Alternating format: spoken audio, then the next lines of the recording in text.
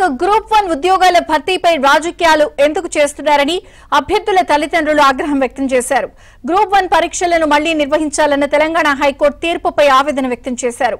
ప్రభుత్వ ఉద్యోగం కోసం తమ పిల్లలు ఎంతో కష్టపడి ర్యాంక్ తెచ్చుకున్నారని, 3 కోట్ల రూపాయలు తమకు ఇచ్చే ఆర్థిక స్తోమత ఉందా అని తల్లిదండ్రులు కన్నీటి పర్యంతమయ్యారు. నేను కూడా దూరం అయిపోతున్నా అన్నంత ఆవేదన ఉంది సార్. దయచేసి ఎక్కడైనా మేము 10 రూపాయల బిళ్ళ ఈ ప్రభుత్వంలో పెట్టి ఉంటే నా పిల్లోడికి జాబ్ వద్దు సార్. ఎందరిని దయచేసి పేరు పేరు నమస్కారం చేస్తున్నా సార్.